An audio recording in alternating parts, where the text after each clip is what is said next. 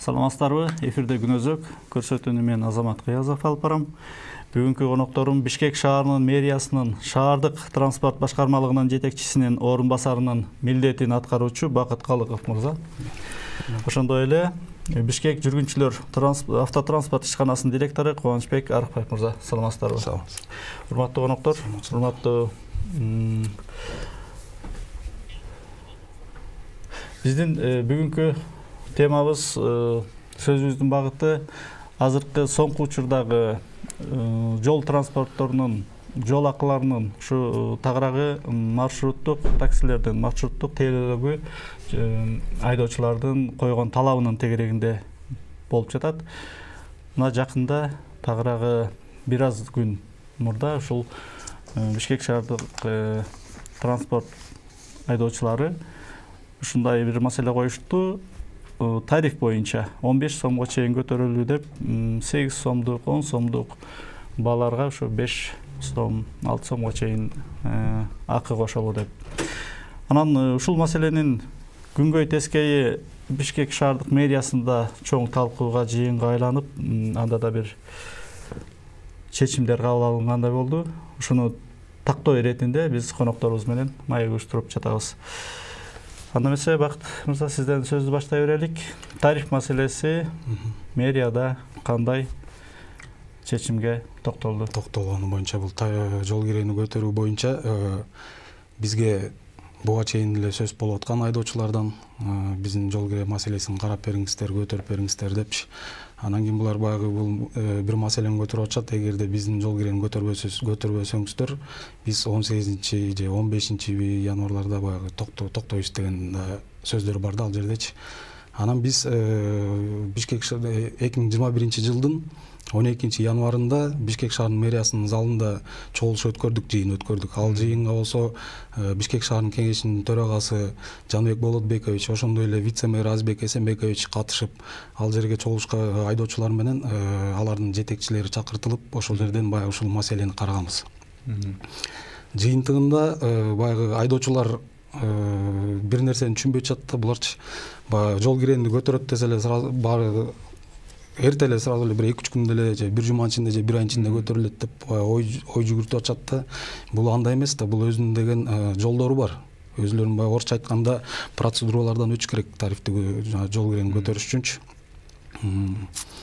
Баягы жол кирени процедураларын өтүп келип туруп, андан кийин Бишкек шаарынын кеңешинин депутаттарына кароого берилет. Ал кароодон каралгандан кийин андан тышкары биздин шаардык тургундарына бир айга даже кароого берилет, ага да обсуждение деп коет. Жалпы мөөнөт канчага чейин созулушу аянда? Жалпы мөөнөтү мен так айта албайм. Азыр биздин шаардык транспорт башкармалыгында комиссия түзүлүп атат азыр. Кимдер болот ал комиссияда? Комиссия түзүлүп, булардын баягы жеке ишкерлердин кичи автобустардын өзүлөрүнүн ассоциациясы бар, председательдери. Ал ассоциациялар бизге кат түрүндө кайрылып, баягы өзүлөрүнүн расчетторун бериш керек.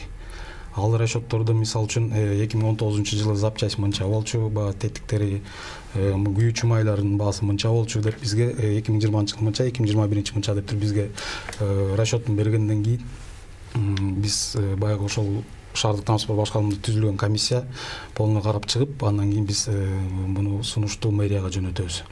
Ушу кичи автобустар менен иш алып барган ишканалар канча ишкана бар деги Бишкек боюнча? Азыр шаар боюнча 39 ишкана бар, кичи автобустар боюнча.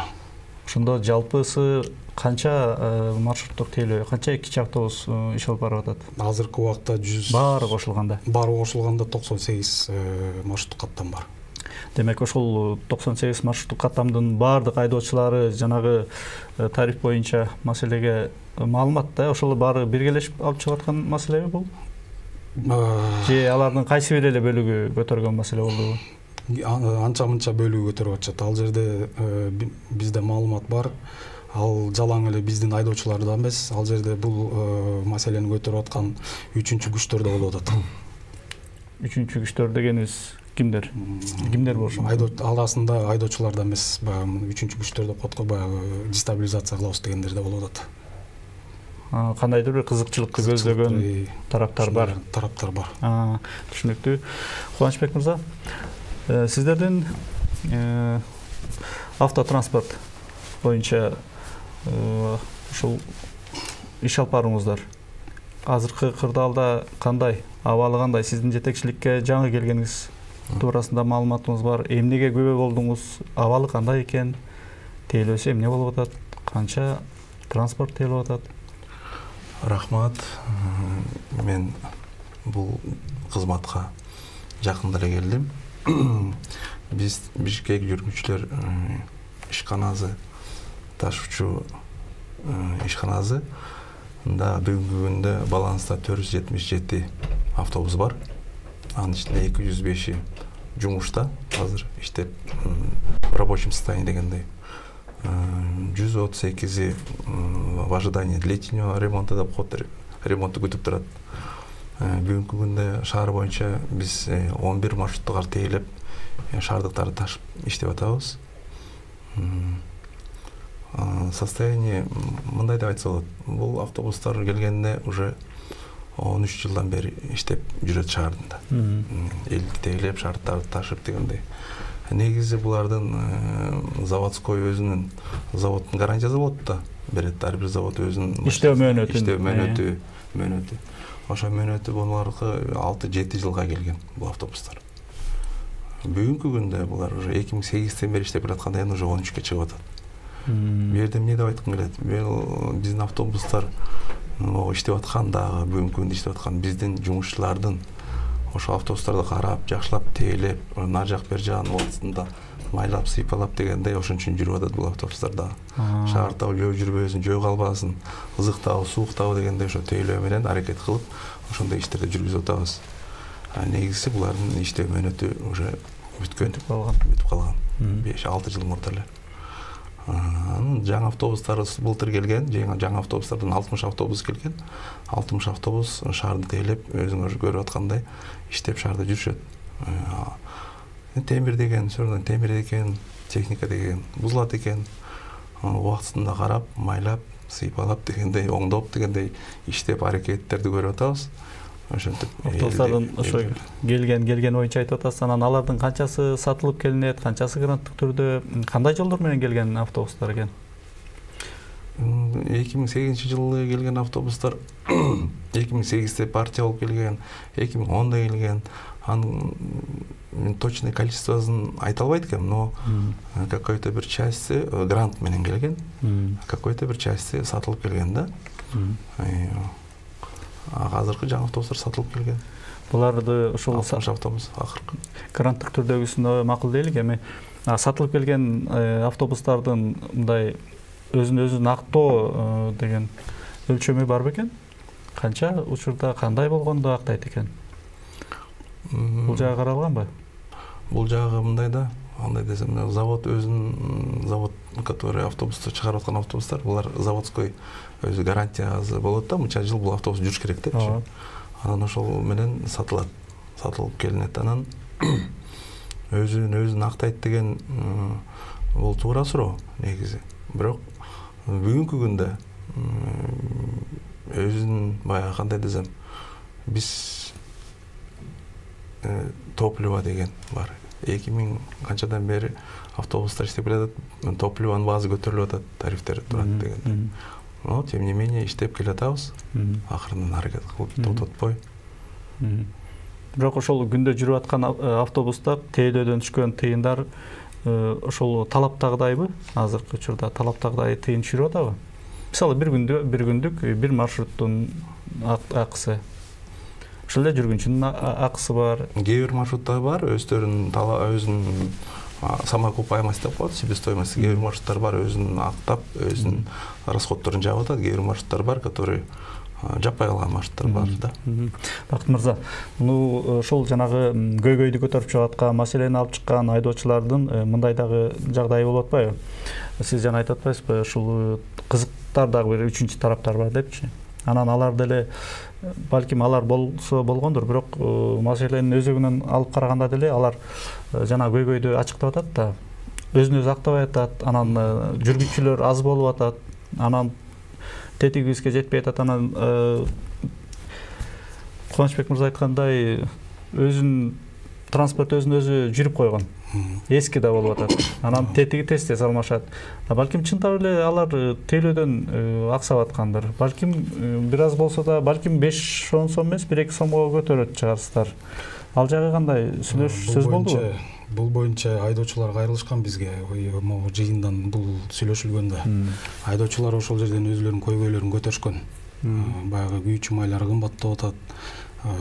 Жанагы эле тетиктер, унаа тетиктер кымбаттап атат. Биз өзүбүздүн баягы чыгымыбызды актабай калдык деп. Биз ачык айтканда биз кандай десем, бул жыйында каршы болгон жокпуз.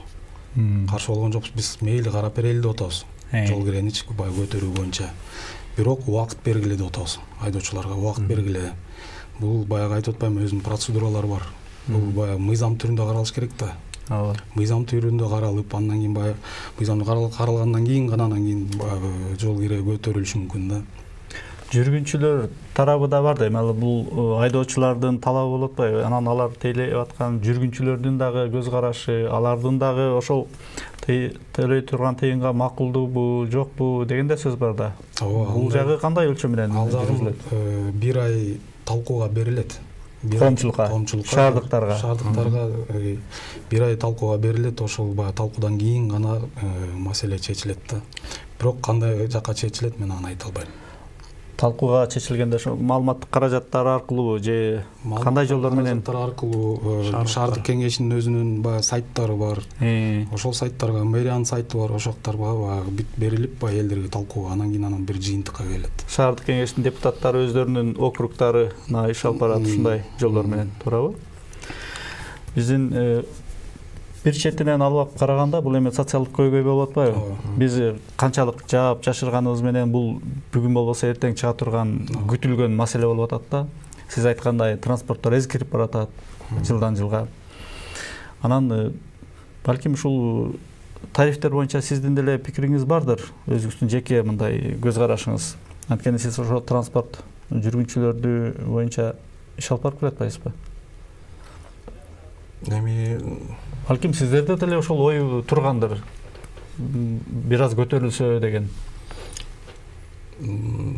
Мындай Бакыт мырза айткандай, бул тариф боюнча бул прерогатива Кор кеңеши дейт да. Ошон үчүн биз аны айта албайбыз. Анча болсун деп бизге Кор кеңеш кандай тарифти коюп берсе, биз ошол тариф менен иштейбиз. Потому что биз как муниципальное предприятие, биз жанагы кимдерди, пенсионерлерди, майып адамдарды, льготниктерди ташып атабыз бекер.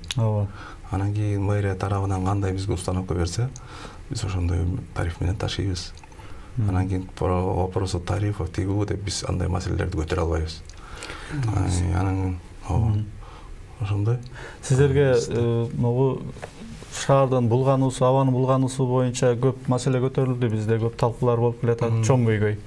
Анан ошол күйүүчү май туурасында сиздерде кандай иш аракеттер болду? Мындай күйүүчү майдын сапаты жөнүндө кандай майды колдонуп жатасыздар? Кандай деп айтсам, бул жана 2008-жылы келген автобустар баардыгы дизель топливо менен, солярка деп козгорулчу.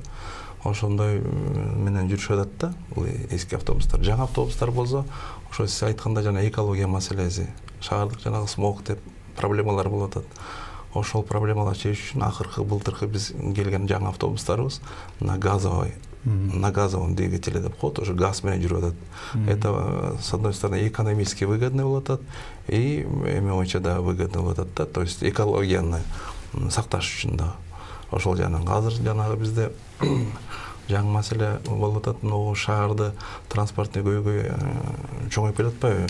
Ошону чечиш үчүн жана бизде мэриядан бир проект иштелип чыгып, проект аутсорсинга деп коет. Бул частный бизнесмендерди, инвесторлорду тартып, бизге жардам бергиле, мондай автобустар кезин, низкопольныйлер болсун, инвалидтерге ылайыктуу дегендей, жанагы газовый оборудование менен болсун двигательдер, газ менен, анан электрический двигательдер менен келгендерди, ошолорго приоритетти азыр ошолорго коюлуп атат да, так как вопрос экология боюнча маселе бул аябай негизи бүгүн актуальный болуп атат. Ошон үчүн ошондой двигательдерге ошондой экологический, экономический деген маселелер каралып, жакшы ушул жактары иштер жүрүп атат. Мансурбек мырза, жакшы сөз козгодуңуз, Бакыт мырза. Чындап эле бизден кайсы өлкөлөр менен транспорттар менен келишим кылсак, кайсы ишкерлер менен кандай ишкердик жолдор менен алып келсек деген пландар каралууда? Бул боюнча мынакей коллегам айтып кетпеди, аутсорсингке каттамдарды бергенге даярбыз депчи. Бул боюнча жакында эле биздин мэр Балбак Зарлыкович сунуш берген. Сунуш берген менен биздин вице-мэр Азбек Эсенбекович болуп, биздин шаардык транспорт башкармалыгы чогуу биргеликте, бияк менен чогуу коллегалар менен чогуу биргеликте 30 каттам даярдап койдук азыркы убакта. Шаардын ичинде 30 каттам даярдап койдук. Анан айткандай жанагы жеке ишкерлерди, инвесторлорду келип, мына биздин транспорт көйгөй оор акыбалда болуп атпайбы азыр. Унаалар жетишпей, элдерден көп баягы немелер, телефон суроо талап көп болуп атпайбы. Аралыктар аябай чоң депчи. Ошо биз 30 каттам даярдап койдук. Анан баягы жеке ишкерлерден жардам сурап атат, келип бизге жанагындай чоң автобустарды алып келип, ошол каалаган жанагы каттамды өзүлөрү тандасын дагы биз менен мыйзам түрүндө 3 айга келишим түзүп, до проведения конкурса да, конкурс өткөргөнгө чейин ар бир ай сайын баягы 3 ай мыйзамда өзү жазылган 3 айга чейин депчи. Ошол 3 айга келишим түзүп иштеп бергиле. Бирок иштегенде ал жерде жана чоң автобустардын айтып кеткен коллегам айтып кеткендей, биринчиден баягы газовый автобус болсун, же электробус болсун. Андан тышкары биздин баягы мүмкүнчүлүгү чектелген адамдарга ылайыктуу болсун, низкопольный деп коет. Анда баягы откидной пандусу болуш керек, баягы мүмкүнчүлүгү чектелген коляска менен кирип чыкканга. Голосовой оповещение болуш керек салонун ичинде. Андан тышкары жана 519 постановление бар правительствонун. Ал жерде болсо туура жазылган видеокамералар болуш керек ар бир автобуста. Ошондой эле электронный билетирование деп азыр ишке кирбеди, электронный билет автобус троллейбустарда. Ошолор дагы болуш керек. Заманбап заманбап үлгүдөгү автобус. Бул автобустар кайсы өлкөлөр менен негизи биздики келишимдер түзүлгөн кайгынан келет? Кытайдан, жана Россиядан дагы азыркы убакта буга чейин бүт эле тандоо барбы бизде? Конкурс бул автобустарды алып келердин алдында биз тендер объявлять этебиз да. Тендерден ким баягы тендердин өзүлөрүнүн немелери бар да, тепкичтери. Ким баягы немесин берсе ошол мамлекет утуп кетет да. Электробус деп калбадыңыз манам. Биздин троллейбустардын мүмкүнчүлүгү кандай болуп атат? Троллейбустардын троллейбустардын мүмкүнчүлүгү бизге троллейбус дагы керек азыркы убакта. Анткени биздин шаарыбыз баягы бир эле орунда турбай кеңейип атат да. Кеңейип уже баягы новостройкалар баягы көбөйүп, тегерек четтин бар Бишкектин тегерек четтин новостройкалар көбөйгөнүнө байланыштуу бизге автобус дагы, троллейбус дагы керек. Бул троллейбуска линия курушубуз керек. Линия чоюш үчүн. Жаңы троллейбустардын келиши пландалып атабы, барбы? Планыбызда мэриянын планында бар, автобустар дагы бар. Жакында эле мынакей автобустарды тендер өткөрүшмөк болчу. Баягы азыркы жаман илдетибиз келип калбадыбы, коронавирус деп. Ошону менен азыр бюджетте, Бишкек шаарынын бюджетинде акча жок болуп калып, бул тендер атмен болуп калган, токтоп калган. Эгерде азыр мына эми кичине калыптанып ордубузга келе атпайбызбы? Кудай буйрса ойлойм, дагы алдыда бүт пландарым бар. Тем более мына жаңы күчтөр келдик. Иштеп беребиз. Жакшы. Мансурбек мырза, канча автобус, ошол биз айтып аткан газ менен жүргөн автобус болобу, электромобиль болобу, троллейбус болобу, жалпы коомдук ошол тейлөөдөгү транспорт саны канча болгондо биздин ошол маршруттук жана кичи автобустарсыз тейлесе болот?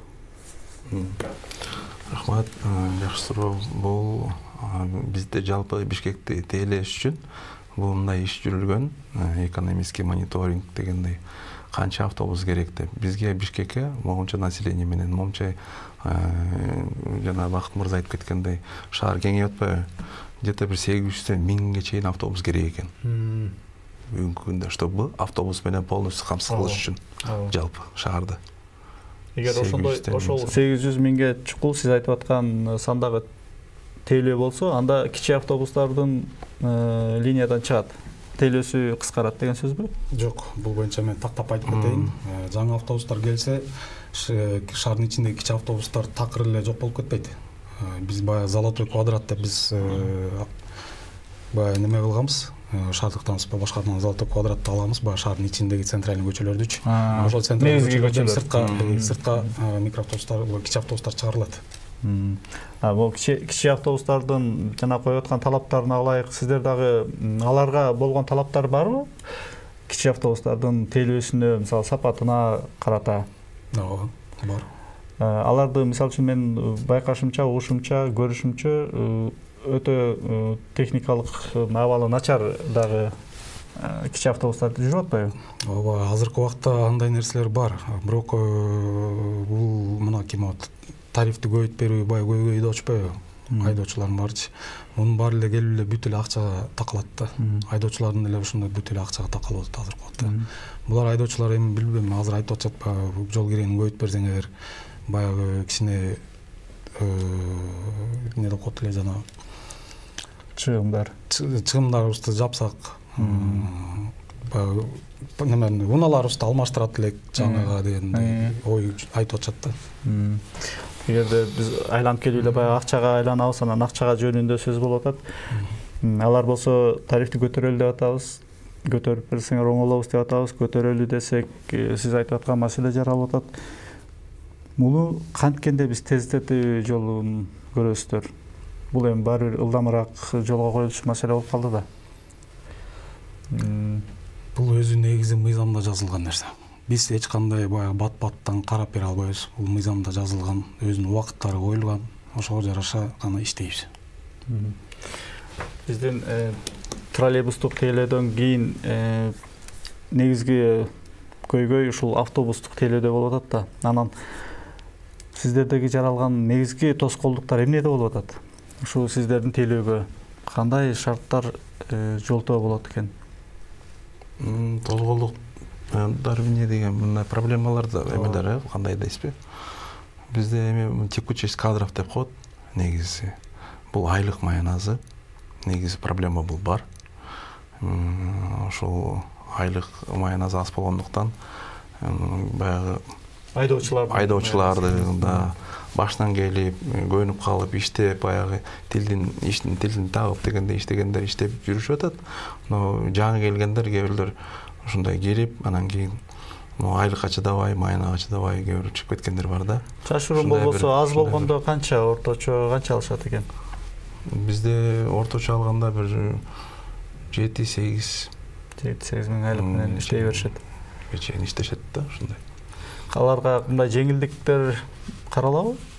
Ошо айдоочуларга ошол айлыгынан тышкары кошумча эми жакшы примерный, жакшы работниктер болсо представлениелер жазылат, премированиелер болот, ар кандай поощрениялер болот, путевкалар болот дегендей эз алуучу, дарылануучу жайларга барышат. Андан тышкары балдарын дагы лагерлерге алып барып жайында эз алып атышат. Ажа айтып кеткендей ошо маяна жагынан ошо жакшы иш алып барып, культура обслуживания деп коет бизде. Эгерде ошонун баарын жакшылап сактап, планды өткөрүп дегенде эметсе, айлыгына дагы дополнительный премиялар, поощрительный эмелер бар. Жаңы келген жетекчи катары, жаңы көз караш катары, жаңы күч келдик деп атпайсыздарбы? Эмнелерди көрүп турасыз? Кандай жолдор менен ушу жаңы өзүңүздүн сунушуңуз бардыр, же бир жаңы программаңыз бардыр, бакыт келечек мындай кемчиликтерин көрүп аткандырсыз? Эми мындай көз караш менен жаңы келген кандай десем, жана сен айтып кеткендей козголуп кетпедик маяна боюнча. Ошол маянаны негизи көтөрүш керек. Действительно достойный зарплата деп коет эмеспи? Жумушчуларга, чтобы достойный кылса, условиясы түзүш керек жакшынакай кылып туруп. Канткенде көтөрүлөт? Көтөрүү жолдорун көрүп турасызбы? Эми көтөргөн жолдорун внутренний резервдер бар бизде. Мен где-то бир-эки моменттерде жумуштан байкадым. Бизде иштебей турган станоктор бар экен. Шлифовальный станок дегендер бар. Токарный станок дегендер бар иштебей. Но ошолор менен дополнительный киши алып, дополнительный иштетип, дополнительный жанагы источник деп коет да. Источник, дополнительный источниктерди ошол жактардан да тапсак болот. Ошол станоктор менен мындай сырттан киши тартып, сырттан ошо специалисттер жакшы квалифицированный деп коет, ошолорду тартып, ошолор станокторду запускать этип, объявление берип, иштетип, ошо станокторду эметсе да, бул дополнительный источник болот да. Кроме этого, дагы жанагы автобустарды, мен азыр оюмча азыр бир брендовый автобустардан, 1-2-3 брендовый бир автобустардан жасап, эски болсо да ошондо мындай эме жаңыртып, мындай жашнакай алып, ичи сыртын баарын жасап туруп, именно брендовый автобус кылып туруп, ошондой жана коммерческий услугаларга чыгарсак болот. Рекламный кылып туруп, дополнительный источник аягындагы мындай примерно анализ кылып атам. Эми бул өзүнчө бул бир какой-то бир эме болот да. Ошто жаңы ошо машина куруучу завод ачылды деп эле кеп кылып атабыз. Анан ал жанагы тез жардам машина унаалар жасаганга жарап атат деп атат. Булар менен сүйлөшүүлөр болуп, алардын ичинде мындай байкап көрдүңүздөрбү? Жок, мен аны окуп турдум. Балким мен аны окуп турдум. Андай маалымат бар элексиздерби? Чыга элек го дейм эле. Ошондой бир пландар бар. Ошондой пландар бар, анан жазадык деп ушул өткөндө ошо социалдык тармактардан байкап калдык. Бизге эч кандай эме болбой элек. Урматтуу коноктор, бизге бөлүнгөн убакыт соңуна чыгып баратат. Бакыт мырза, бул көйгөйдүн жыйынтыгын сиз түшүнүктүү кылып эле айтып бердиңиз. Жаңы күч катары, жаңы дем катары мындай келдик деп атасыздар. Анан эми бул пландарыңыздар, программаңыздар алдыга карата 1 жылдыкпы же бир этаптуу дейбизби? Ушул жөнүндө айтып бериңизчи. Мындай жүргүнчүлөргө дагы, айдоочуларга дагы, жалпы эле шаардыктарга мындай дем бериңизчи. Кандай эмнени күтсөк болот? Мынакей жакында эле биздин вице-мэр Азбек Эсенбекович презентация кылган. Сиздер деле билесиздер, жана монорельсовый транспорт деп. Баягы ошол жерден монорельсовый транспорт деп кийин комментарийлерди окусам, ал жерден баягы жобокту жазып атасыңар, жөн иштебейсиңерби, аны муну деп жазгандар бар экен баягы эле, биздин жашоочуларчы. Эмне үчүн жасай албайбыз? Жасасак болот бул монорельсовый транспортты. Бул да бир алдыга койгон максат да.